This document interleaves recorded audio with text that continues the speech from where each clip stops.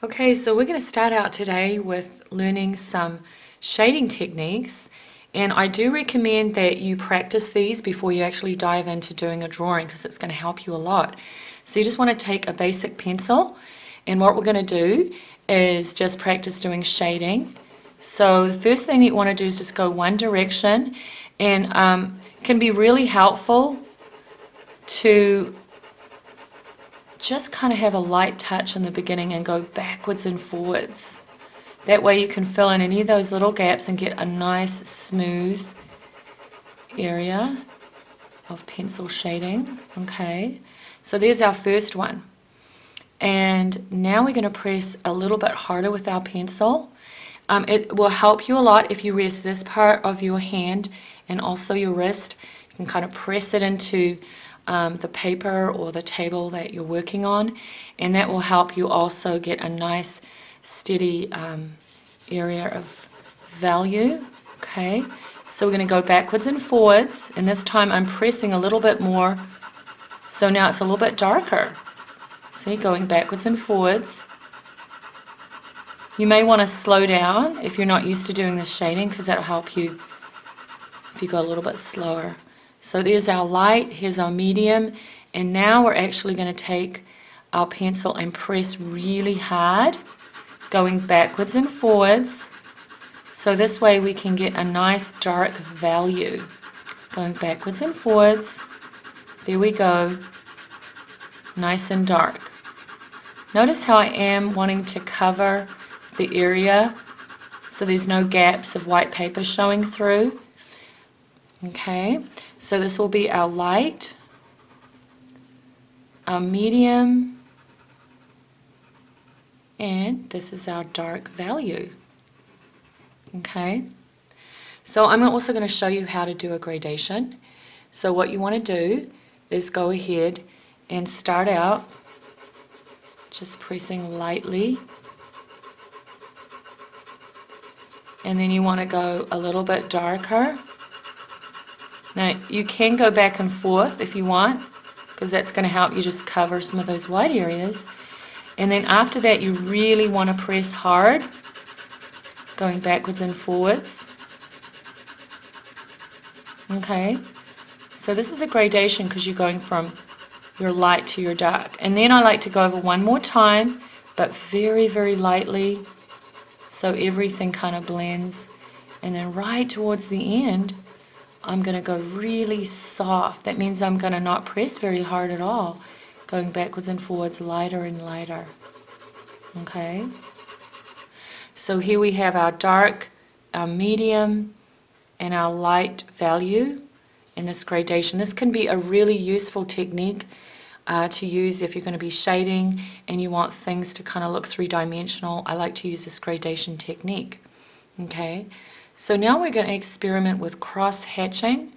Okay, so cross-hatching really is just when you do the same thing, you're going to want to go one direction, okay, backwards and forwards, and then you actually want to come and go the other direction, just building up that shading, okay. So it's exactly really what we were doing before, except we're just going another direction. You're holding your pencil the other way on the end. Okay, so this is our cross-hatching right here.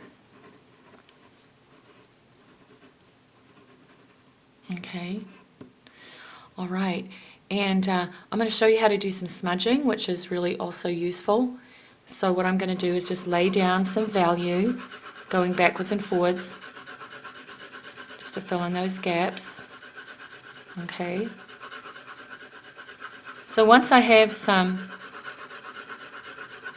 shading here on my paper, I'm just going to go ahead and take a paper towel. You could use a tissue or anything for this. And then I'm just going to go around and around in circles. And so what that does is it gives me this nice soft even tone. Okay. And once you have done that, I'm going to show you another awesome technique. So you can go back over the top, and say you wanted this to be your lighter value, then you can go over the top and actually darken this. Okay?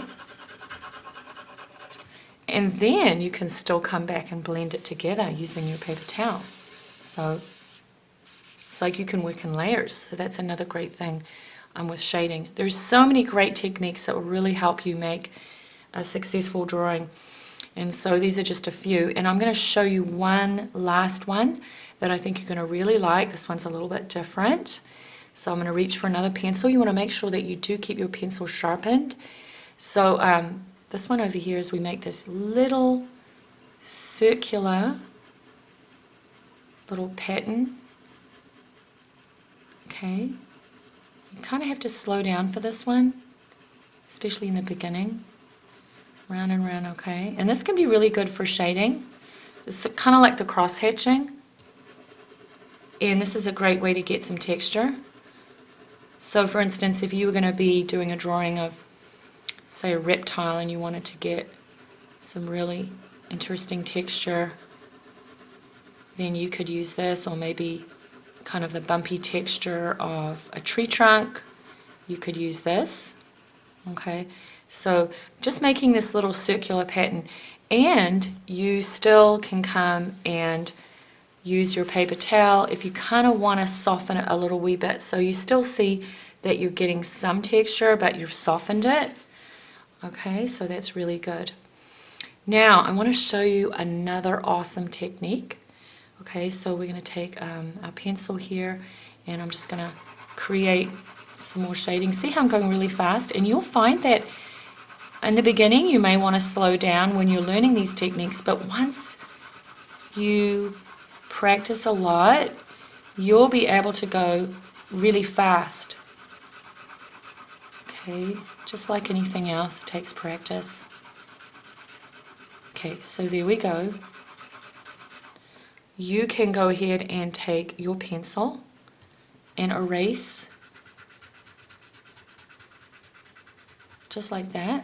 Of course, you want to make sure that you get rid of any of the eraser.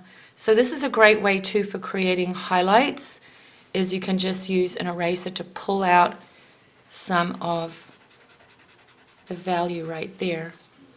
Okay.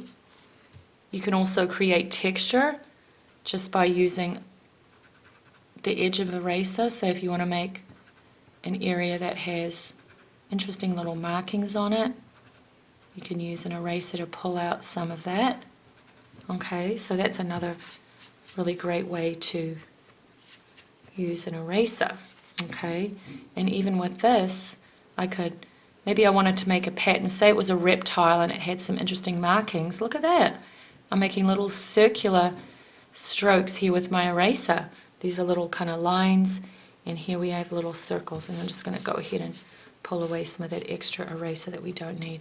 Okay, so here are some great little techniques to get you started, and like I said, I recommend that you practice these, because after you learn these, then you can dive into actually doing your pencil drawing project, which is going to be so much fun. So stay tuned for more.